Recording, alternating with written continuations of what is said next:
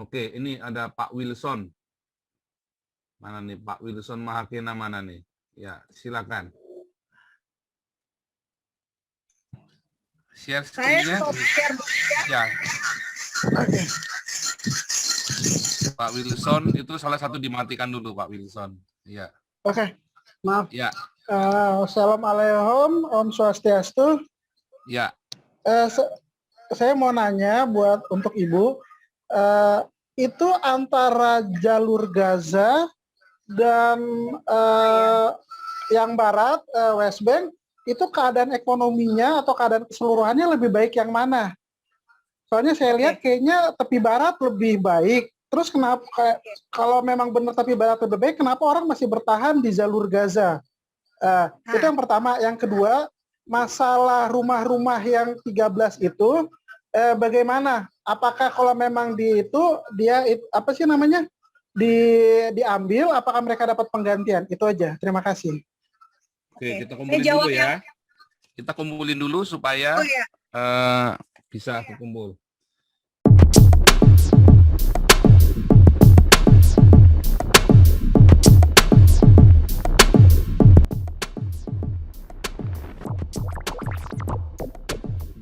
Jadi yang pertama itu jalur Gaza, tadi yang satu masalah nih ya rumah yang diambil alih ya.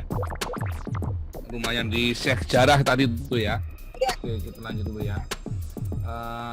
Stephen Holy silakan. Stephen Holy silakan. Bertahan di jalur. Oke. Shalom. Ya, shalom. Shalom Ibu Monik. Halo. Masih ingat dengan saya? Ya, langsung. Ya, Pak, silakan. Iya. Ini saya mau nanyain, kira-kira menurut Ibu Monik ini, apakah nanti ke depannya, karena menurut nubuat orang Islam itu sendiri ya, mereka akan bersatu. Apakah menurut Ibu Monik sendiri dan negara-negara Arab Islam itu bakalan bersatu juga pada akhirnya? Itu aja sih pertanyaan saya. Oke. Ya, terima Maksudnya kasih. bersatu melawan Israel begitu ya? Iya, karena tadi dibilang kan kalau kita ngomongin Israel, ya mereka jadi seperti satu pendirian gitu, Pak. Iya, oke. Pemikiran, ya. satu pemikiran, ya. Oke, ini ada Pak Endro Suryanto, silakan. Ini saya catetin satu-satu nih. Pak Endro Suryanto, silakan. Dinyalakan mikrofonnya, Pak Endro. Ya. Oke. Salam semuanya. Ini kan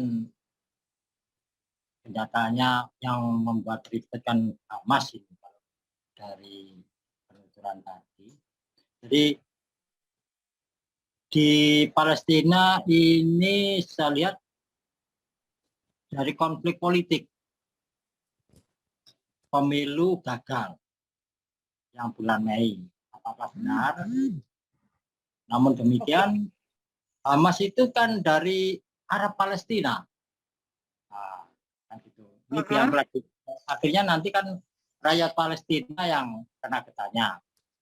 Terus juga kenapa alat-alat perang itu diletakkan di tempat-tempat yang lokasinya salah menurut saya, kan begitu, di pemukiman dan di rumah sakit. Nah, itu bagaimana sampai terjadi demikian? Terus di sana kan bukan konflik agama juga, bukan konflik agama. Tapi kenapa Indonesia diseret? Kan demikian. Seolah-olah ini konflik agama. Terus juga peran PBB yang sampai saat ini bagaimana? Terus yang dimaui Hamas itu apa? Kan demikian Bu ya. Yang dimaui Hamas itu apa? Nah, kan gitu. Sedangkan pasokan energi di Gaza itu dari Israel. Kan demikian. Oke, terus sikap UEA juga. Sikap UEA tentang konflik Palestina-Israel itu apa perannya?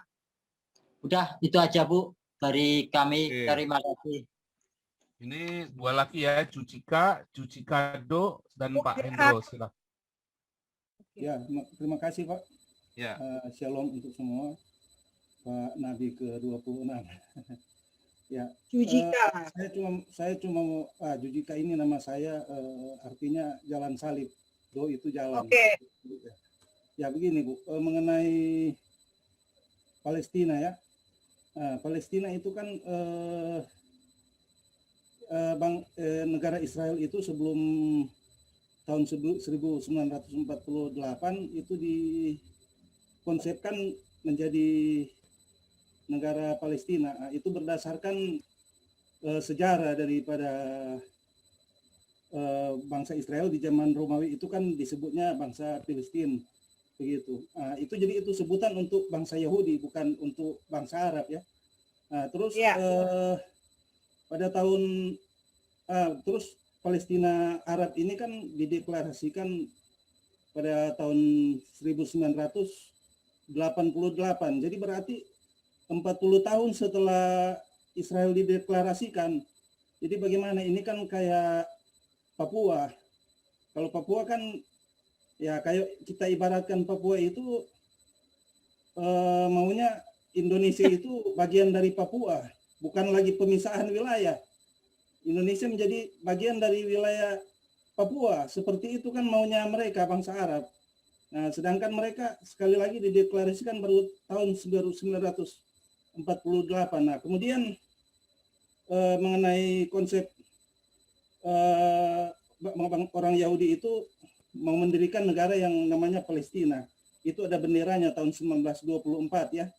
Nah, itu ada datanya ada di Jewish Virtual Library ORG, itu ada di situ datanya. Jadi sebenarnya ini istilah Palestina ini milik bangsa Yahudi juga, bukan milik bangsa Arab atau Palestina yang munculnya tahun 48. Hamas juga kan berdirinya tahun 70-an, 30-an tahun lah sesudah Israel dideklarasikan. Nah, begitu, sekian aja, nanti kita bahas lagi yang lain. Ya, Pak Hendro silakan.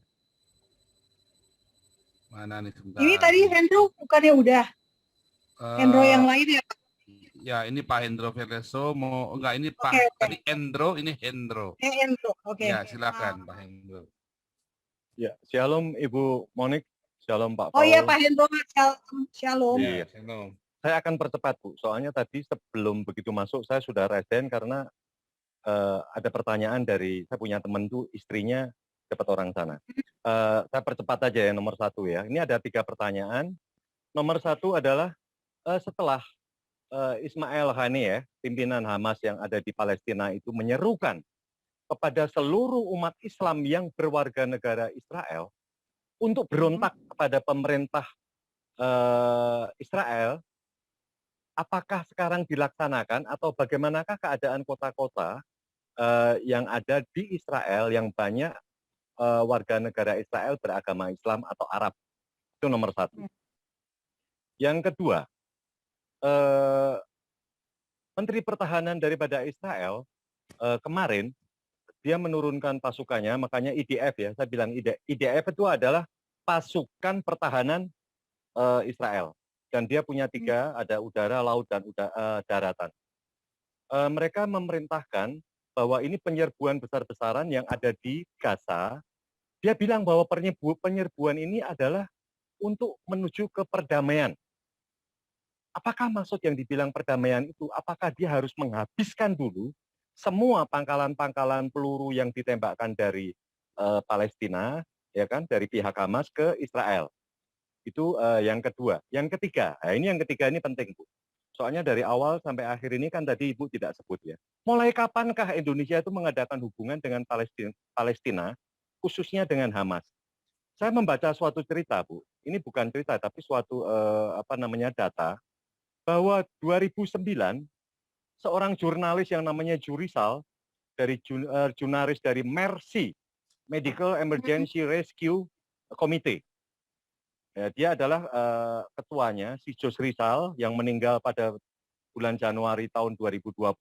Dia yang memprakarsai untuk membuat rumah sakit yang ada di Palestina dia ya halo. Iya, saya dengar. Ya, oke.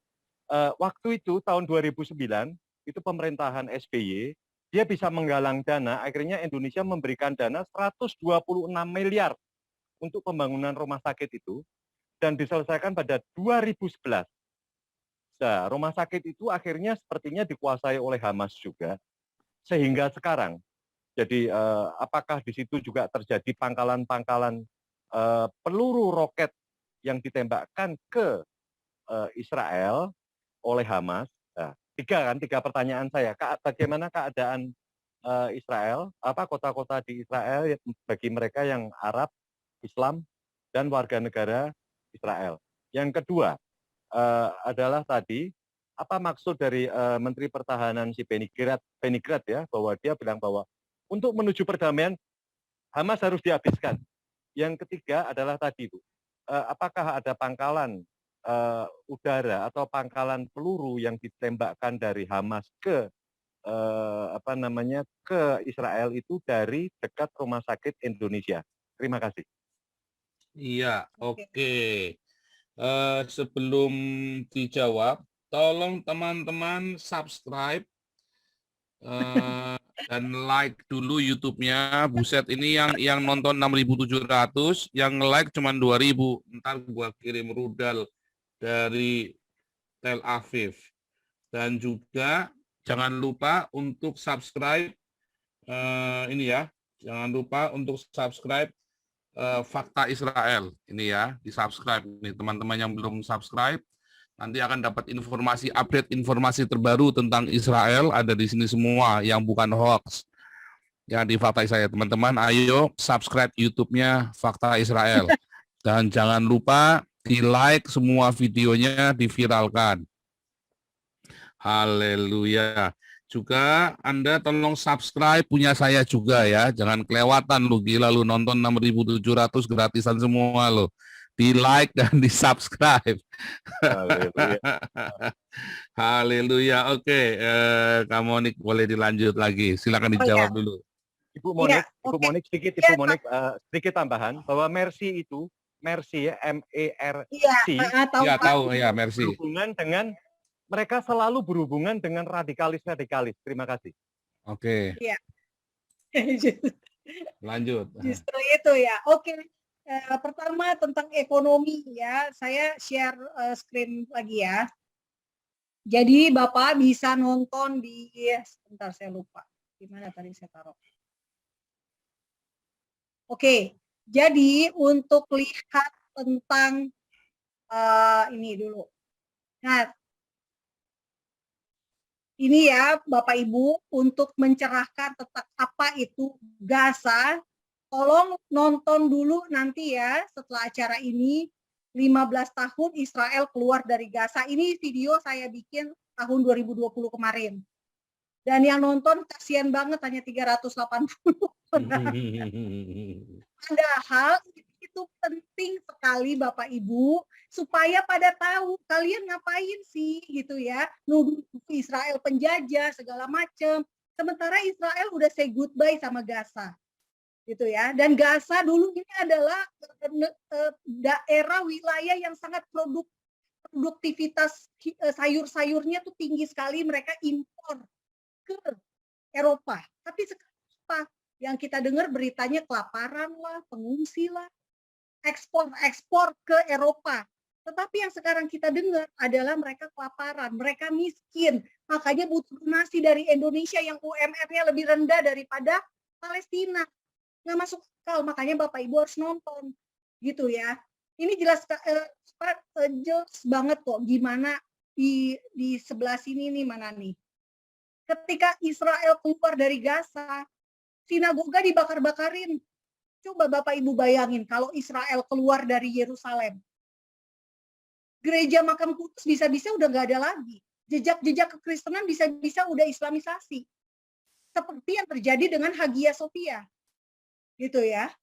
Nah, ini pertanyaan tadi tentang ekonomi gitu ya. Tapi berkaitan juga dengan apa yang saya kasih lihat di sini. Maaf tadi yang nomor 1 saya lupa nama bapaknya. Nah, Bapak bisa nonton di sini ya, kenapa mereka bertahan di jalur Gaza. Ini ada video-video Bapak Ibu untuk memperlengkapi Bapak Ibu melawan misinformasi. Ini semua di sini. Nah, Bapak tadi bilang kenapa ekonominya kayaknya tepi barat lebih bagus daripada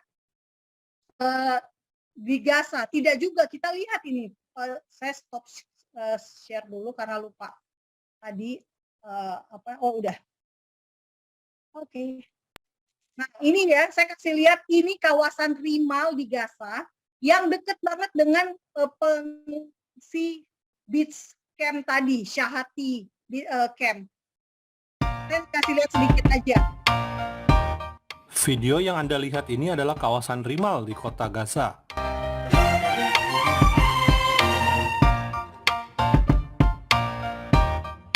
Kota Gaza berada di jalur Gaza yang berhadapan dengan Laut Mediterania.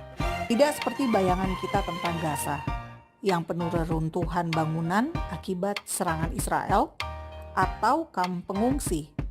Ternyata kota Gaza sama seperti kota-kota di Indonesia. Ada kampus, mall, mobil, dan toko emas. Not in Dubai, but we're in the golden market of Gaza where you come here to get your bling bling and look fresh. Let's come.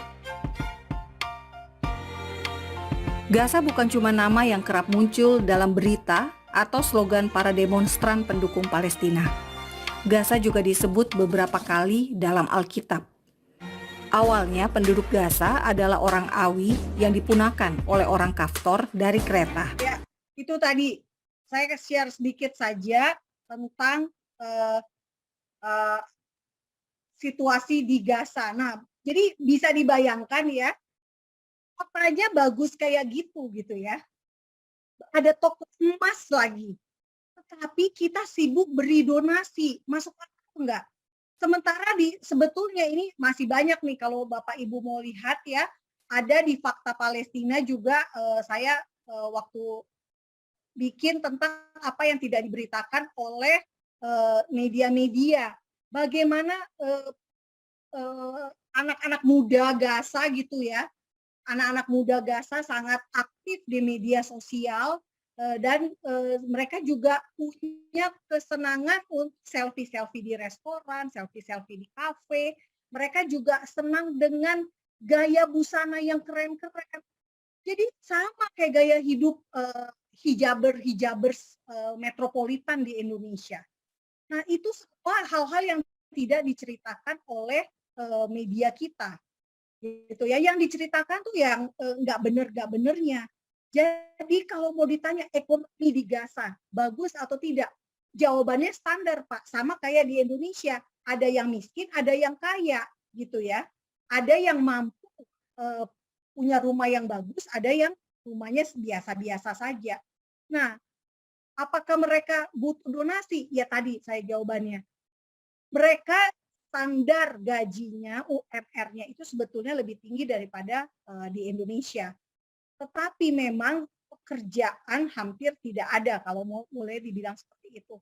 Tidak adanya kenapa? Karena memang pemerintahan di Gaza yang dipimpin Hamas itu sibuk untuk belanja alutsista. Paham ya, jadinya ya sibuk mengalokasikan dananya untuk beli rudal dan sebagainya. Makanya orang-orang ini cari kerja ke Israel. Israel hanya bisa mengeluarkan 5.000 saja izin setiap tahunnya. Jadi mereka tidak bebas untuk keluar dari Gaza. Dan mereka kenapa bertahan di jalur Gaza? Sebetulnya Bapak, mereka tidak ingin bertahan di jalur Gaza. Mereka ingin keluar, ingin pergi, tetapi nggak bisa, susah banget. Mereka disandera oleh Hamas. Coba Bapak tanyakan deh, kalau Bapak punya teman di Gaza, bisa nggak datang ke Indonesia? Kalau tidak ditandatangani izin keluarnya oleh Hamas, mereka nggak akan bisa keluar. Mereka butuh izin keluar dari Hamas. Dan untuk keluar dari dari wilayah Gaza, mereka berarti masuk ke wilayah mana?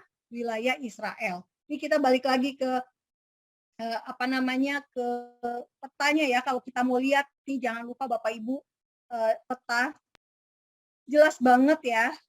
Mana dia tadi? Al-Shati Camp, ini dia.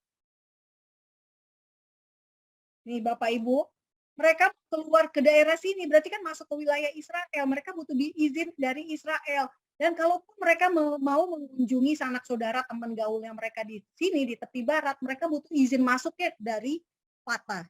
Itulah birokrasi di Palestina. Gitu. Jadi butuh 3 pihak untuk orang-orang di Gaza. Makanya mereka rewel, mereka menuduh Israel blokade, enggak ada urusannya. Itu pesan dari pemerintahnya mereka sendiri, si Hamas ini yang berkuasa. Dan mereka memang dengan sengaja ya membuat rakyatnya menderita, membuat rakyatnya marah, dan tujuannya untuk menyasarnya ke Israel. Itulah kejahatan dari Hamas. Mereka tidak ingin rakyatnya sejahtera. Kalau mereka sejahtera, nyaman, nggak akan pikiran benci sama Israel. Buat apa? Saya udah hidup nyaman kok. Gitu ya. Logikanya kan gitu. Kita kalau hidupnya udah enak, ngapain kita ngurusin orang lain gitu ya. Perang lagi, mati pula. Enggak. Tapi di Gaza yang diupayakan selalu adalah ajaran kebencian. Makanya orang-orang itu cari duitnya adalah dengan menjadi martir. Karena martir dibayar.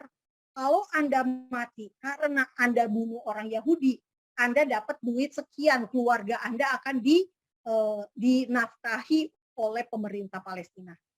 Ini betul-betul ada datanya. Saya terima dari Palestinian Media Watch. Ini lembaga yang mengawasi seluruh pemberitaan dan seluruh pemberitaan media massa dan juga media resmi Hamas gitu ya. Seluruh mereka memantau keuangan dari pemerintah di Gaza dan juga pemerintah di tepi barat. Nah, mereka membayar gaji. Kalau Anda masuk penjara karena Anda membunuh karena kasus kriminalitas terhadap orang Yahudi, orang Israel, maka Anda pun keluarga Anda nggak usah khawatir, hidupnya dibiayai, gitu. Jadi itulah siklus kekerasan yang selalu terulang di wilayah Gaza, siklus kebencian yang dipelihara dengan tujuan yang memang tidak terselesaikan. Kemarin 2 hari lalu saya ikut sebuah webinar yang diselenggarakan oleh sebuah organisasi Yahudi ya, dan pembicaranya adalah mantan kepala Badan Keamanan mantan kepala keamanan negara Israel. Dia berkata, kita lebih baik tidak ada solusi sama sekali dengan Hamas. Kita hidup dengan kenyataan, dengan fakta bahwa ada tetangga yang begini gitu ya. Kita punya tetangga modelnya seperti ini. Karena apa? Israel tidak menemukan solusi untuk Hamas. Israel tidak menemukan cara menyelesaikan problem dengan Hamas. Jadi yang Israel bisa lakukan adalah hanya jangan sampai memprovokasi mereka. Jangan sampai memprovokasi Hamas. Jangan sampai cari gara-gara deh. Mendingan udahlah hindari sebisa mungkin menghindari dari mereka. Gitu ya Pak. Jadi cara orang Gaza bertahan hidup ya adalah dengan menyesuaikan diri dengan Hamas. Kalau mereka berontak terhadap Hamas, mereka bisa dibunuh. Mereka bisa dianggap pengkhianat. Mereka bisa dianggap apa istilahnya mereka tuh kolaborator. Ya, istilahnya kolaborator. Dan seorang kolaborator sudah pasti adalah mati. Surat matinya udah ditulis gitu. Nah, ini saya dapat informasinya dari mana? Dari film Hamas, anak pendiri Hamas. Tadi ya, Mossab Hassan Yosef.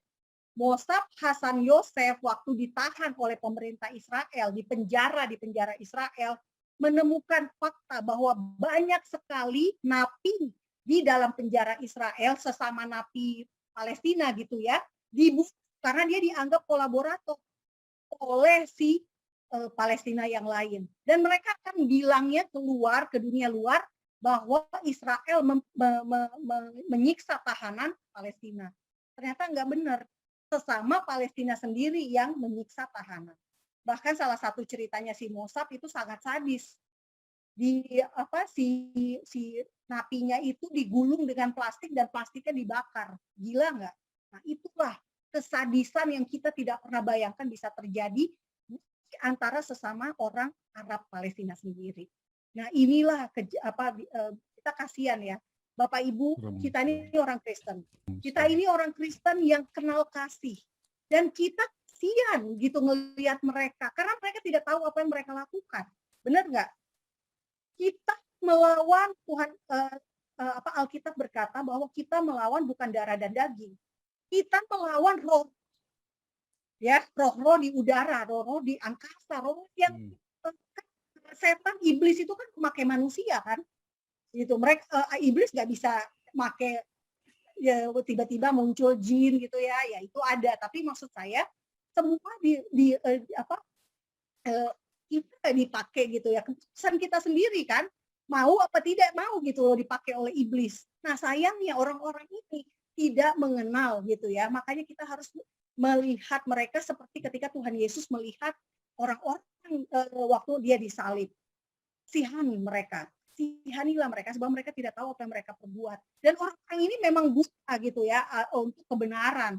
Jadi ya kita patut mendoakan mereka karena mereka sendiri berada di dalam yang namanya spirit kekerasan, roh kekerasan, roh ya bisa dibilang roh perbudakan ya, perbudakan akan dosa, akan kuasa kekerasan, roh yang membuat mereka terbeleng, terbutakan sehingga mereka hidup dalam semangat yang haus darah seperti hari ini kita lihat. Nah, balik lagi ke ekonomi. Sementara di jalur Gaza kondisi ekonominya sebetulnya yang kayak tadi ya di video, ada yang baik, ada yang tidak nih Bapak Ibu. Di tempat lain, nih kalau Bapak Ibu ingat tadi ya kondisi kotanya di tengah kota di Rimal ini. Nah, jadi kalau di tepi barat seperti apa? Di tepi barat jelas sekali kota-kotanya itu, beberapa kota kayak Bethlehem, karena itu pemberian dari Israel, tentu saja kotanya sudah lebih bagus gitu ya. Kotanya lebih maju dibandingkan dengan di kota lain di tepi barat. Dan juga misalnya ada kota mana lagi ya kota Arabnya, misalnya di Nazaret. Oh ya, ini kota Arab, tapi ini wilayah Israel bukan tepi barat ya Israel. Nah ini misalnya kota Yeriko. Ini kota yang dikasih sama. Nah ini Bapak Ibu nih Yeriko kayak gini nih. Kelihatan nggak gambarnya? Kelihatan ya. Nah kayak gini nih. Gitu. Jadi, nah perhatikan kalau Bapak Ibu mendapatkan foto-foto, video dan sebagainya, mobil misalnya ada mobil dibakar gitu ya, Bapak Ibu perhatikan mobil yang dari Palestina platnya warna putih ya Bapak Ibu, sementara mobil yang dari Israel platnya warna kuning. Nah ini kebetulan dapat gambar bagus, mobil BMW di Yeriko. Jadi apakah orang Palestina miskin bisa tuh beli mobil BMW gitu ya, ini mobil lagi gitu ya. Terus misalnya di mana nih, kemarin saya habis dari kota aku, kalau kota aku kan mana lagi ya kota, sebentar saya lupa soalnya menyiapkan, nggak ada ini ya, hanya ini aja sih. Nah jadi yang saya ingin sampaikan adalah bahwa kalau kita ngomongin soal ekonomi, tidak semua lah, gampangnya gitu ya, tidak semua wilayah Palestina itu miskin. Bahkan sebetulnya mereka jauh lebih mampu kalau dari sisi, kalau apalagi yang kerja di negara Israel, mereka lebih mampu. Nah itu saya ada waktu itu kesempatan, kami diajak oleh teman ya, diajak untuk datang ke pabrik Israel di Samaria yang mempekerjakan orang-orang Arab Palestina. Mereka datang naik mobil, Bapak Ibu, gitu. Jadi kita lihat bagaimana kehidupan mereka lebih bagus karena mereka bekerja dengan orang Israel. Nah itu bisa Anda nonton di YouTube Fakta Israel. Nah pertanyaan kedua kemudian, oh ya, yang rumah di Sheikh Jarrah nanti gimana? Biasanya keputusan pengadilan memang pasti akan ada ganti rugi. Biasanya seperti itu Bapak Ibu, dan sebetulnya ini bukan kesalahan pemerintah Israel, tetapi kesalahan dari UNRWA sendiri. UNRWA tadi tahu ya, yang lembaga mengurusi pengungsi. Jadi ketika Israel mendapatkan kembali Yerusalem Timur, maka kan orang-orang itu kan memutuskan apakah mereka ingin gabung dengan Israel dengan tetap punya paspor Yordania dan tetap tinggal di Yerusalem Timur gitu ya Bapak Ibu. Nah, tetapi ada juga yang keluar gitu. Jadi mereka keluar. Nah, sementara yang lain kalau tetap bertahan di situ ya mereka dapat izin tinggal di Yerusalem. Nah, yang terjadi akhirnya mereka seharusnya diproses ganti ruginya itu oleh si UNRWA tadi. Tetapi sampai bertahun-tahun tidak ada. Dan juga mereka dijanjikan legalitas, sertifikat dan sebagainya oleh UNRWA, tetapi ternyata tidak ada. Akibatnya akhirnya mereka harus bersitegang gitu ya dengan orang-orang Yahudi yang ingin menempati kawasan di Sheikh Jarrah. Karena ada makam imam besar tadi. Nah, jadi rumahnya kalau misalnya Bapak Ibu lihat di video Sheikh Jarrah di Fakta Israel itu jelas kok petanya. Cuma saya nggak masukin di sini. Jelas petanya Bapak Ibu bisa lihat sendiri posisinya di depan Sheikh Jarrah itu ada 13 rumah. Di depan makam Yahudi itu ada 13 rumah. Nah, itulah yang nanti pengadilan akan memutuskan dieksekusi, digusur atau tidak. Kalaupun digusur mereka akan dipindahkan. Sama ketika Gaza diberikan kepada Palestina, 1.700-an orang, 1.700-an kakak dari Gaza dipindahkan ke tempat lain dan diberikan uang ganti rugi. Nilainya waktu itu sekitar 500.000 shekel. Kalau tidak salah ya per kakak. 1 shekel, $1 itu sekitar 4 shekel. Nah, kira-kira bisa hitung sendiri. Jadi pasti akan ada keputusan yang adil, kurang lebih seperti itu. Nah, kemudian itu rumah udah ya, Pak Stephen. Sekarang Islam akankah bersatu melawan Israel? Saya percayanya seperti ini. Israel akan menerima, Israel akan diperangi jika dia dalam keadaan damai sejahtera. Dia akan diperangi oleh negara, banyak negara gitu ya. Makanya di Alkitab tertulis hanya 10 negara yang akan stand by Israel. Berdiri, stand with Israel. Akan hanya ada 10 negara yang berdiri bersama Israel di akhir zaman. Nah, itulah yang kita akan lihat nanti ke depan. Tetapi apakah negara-negara Islam akan bersatu melawan Israel? Tidak semua. Paling, dan itu juga belum tentu negara Islam, karena bisa jadi misalnya kayak yang ikut misalnya Rusia. Nah, Rusia itu kan bukan Islam. Seperti itu. Tetapi saat ini menurut saya sih, saya mendengar dari pengajaran dari Christian for Israel International dikatakan begini ya Pak, namanya Pak siapa? Glashauer, pendetanya Reverend Glashauer bilang Israel akan mengalami 5 perang besar terlebih dulu, baru kemudian terjadi rapture, terjadi kesudahannya gitu ya buat kita orang Kristen.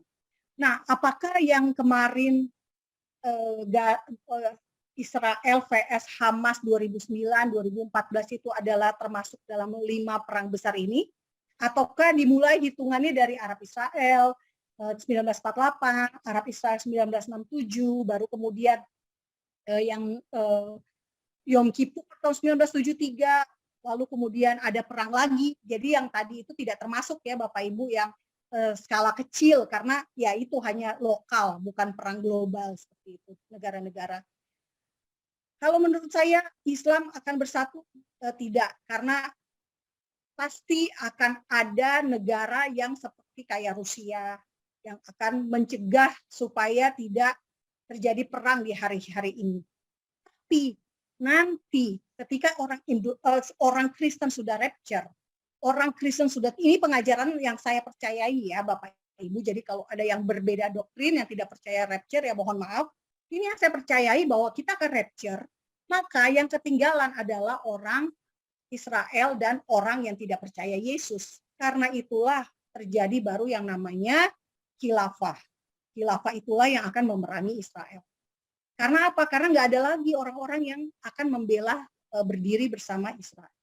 Kalau sekarang Bapak tanya apakah Islam akan bersatu melawan Israel, menurut saya tidak. Kenapa tidak? Karena memang ini hanya eskalasi yang diinginkan oleh si Iran.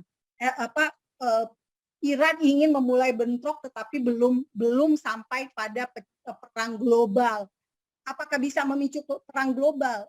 Untuk saat ini belum, tetapi tanda-tandanya bisa jadi ke arah sana. Bisa jadi ke arah perang tersebut gitu ya. Tetapi ya harapannya sih tidak ya Bapak Ibu.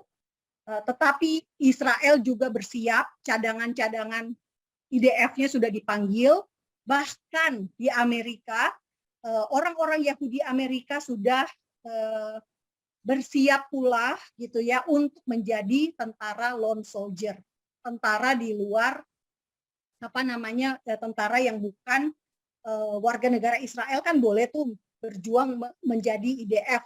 Nah itu mereka diberikan kesempatan bersiap-siap untuk menjadi lone soldier. Nah saya berharap ini tidak gara-gara saya ngomong kayak gini langsung orang-orang yang dari Indonesia ya langsung ingin berjihad gitu ya di Israel. Enggak ya Bapak Ibu, enggak perlu kayak gitu. Israel nggak perlu juga nolongin Hamas, nggak perlu juga bantuin jihad. Karena apa? Ya si Hamas ini udah punya semua sumber dayanya sendiri kok. Dan juga punya kemampuan yang mungkin kita nggak tahu ya saat ini bagaimana persiapan mereka untuk memang memerangi Israel. Tetapi yang saya yakin dan percaya bahwa kalau ditanya Islam bersatu itu tidak, menurut saya belum saatnya bersatu. Tetapi apakah eskalasinya meningkat? Iya, eskalasinya akan meningkat. Dan kenapa alat perang disimpan di rumah sakit, kata Pak Endro. Nah itu dia Pak pertanyaannya, kenapa Hamas tega menyimpan peralatan yang jelas-jelas rudal gitu ya. Nah Israel selalu targetnya itu mendeteksinya tuh presisi sekali. Jadi ngebayang nggak sih Pak kalau misalnya saking presisinya ya makanya kan Israel itu kan bisa seperti ini ya tadi ya targetnya.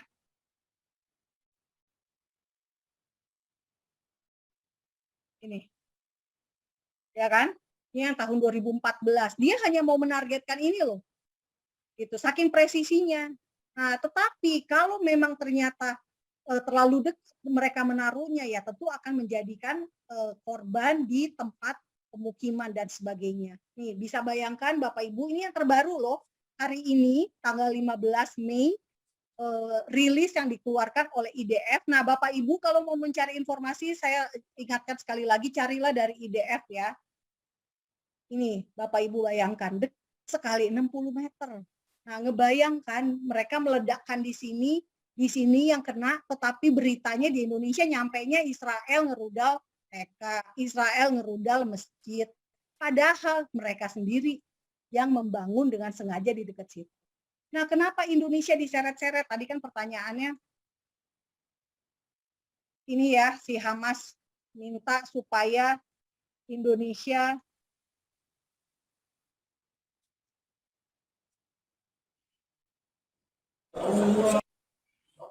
nih, Hamas minta Jokowi bela Palestina dan sebagainya. Kenapa? Ya karena tadi saya katakan Pak, saat ini negara-negara Arab sebetulnya bersahabat dengan Israel, bahkan Sudan, negara yang tadinya menjadi tempat masuknya senjata-senjata dari Iran untuk masuk ke Hamas, itu udah baikan sama Israel gitu.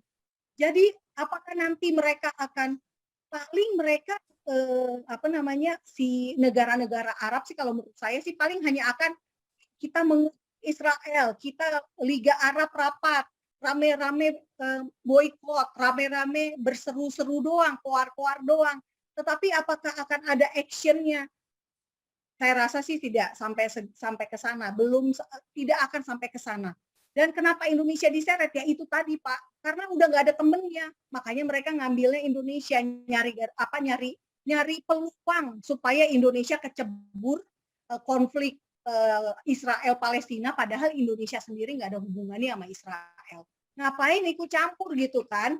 Nah kemarin kita lihat Bapak Ibu, kita lihat sendiri deh, negara-negara Islam sendiri tidak bisa beresin Afghanistan. Bayangin ya, Afghanistan loh yang jelas-jelas sudah negaranya Islam. Konflik Tunisia baru-baru ini coba berapa?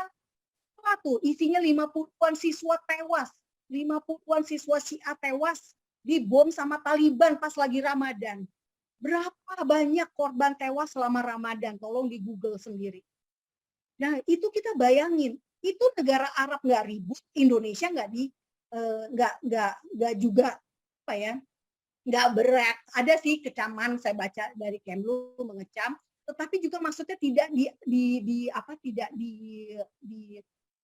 tidak diberitakan secara masif, kurang lebih seperti itu. Berbeda sekali dengan apa yang diberitakan oleh media terkait dengan konflik Israel dan Palestina.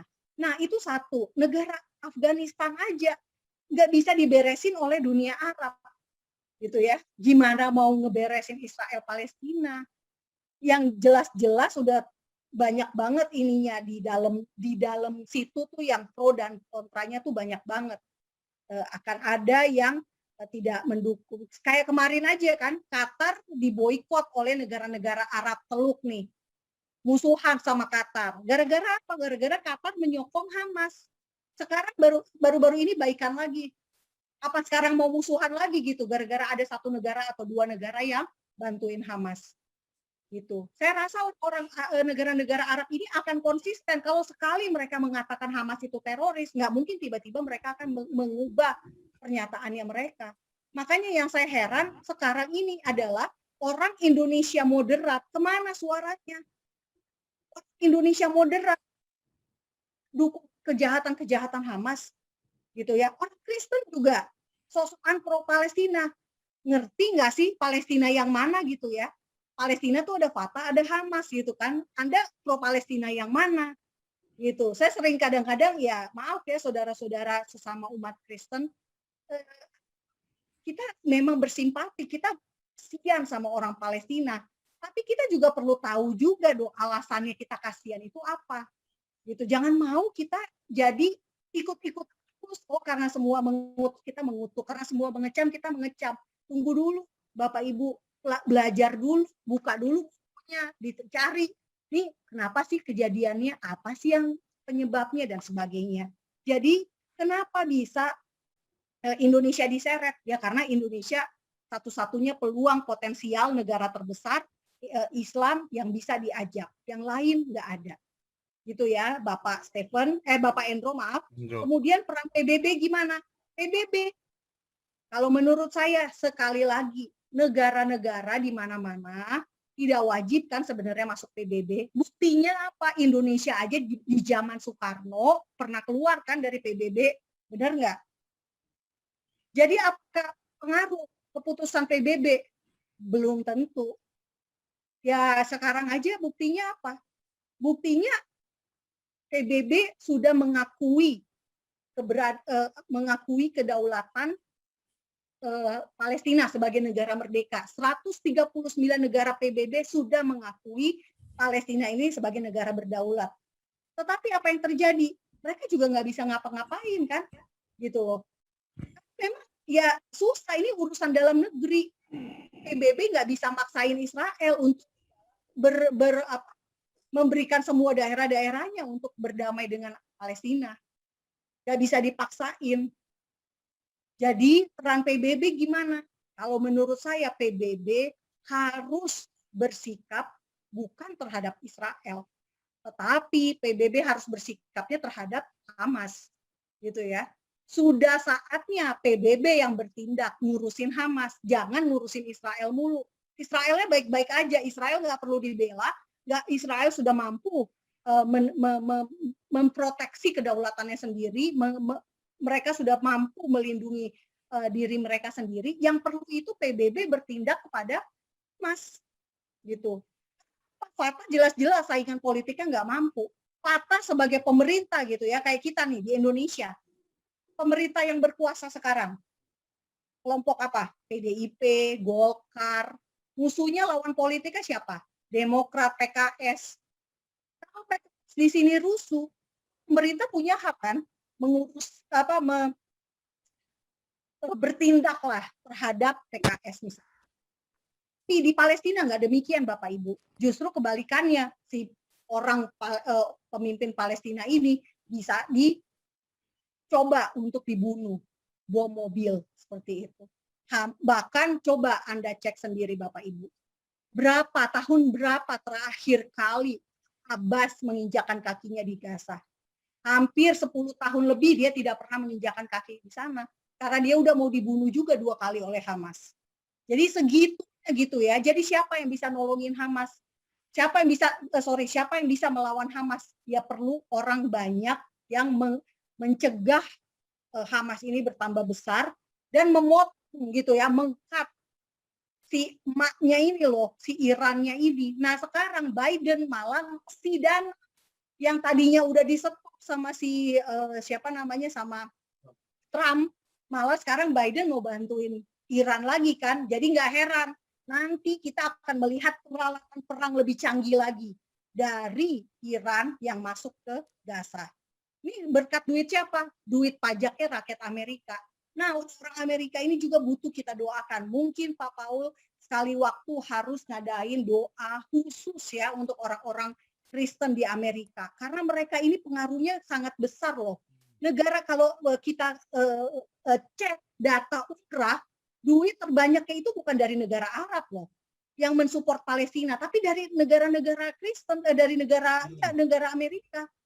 Coba bayangin, sementara orang Kristen di Nigeria, Boko Haram nyulik-nyulikin anak-anak dijadiin mualaf, pada diem aja nggak ngapa-ngapain. Nggak fair ya. Ini sih saya terus terang aja, saya benar-benar Amerika nih benar-benar perlu terobosan rohani yang luar biasa.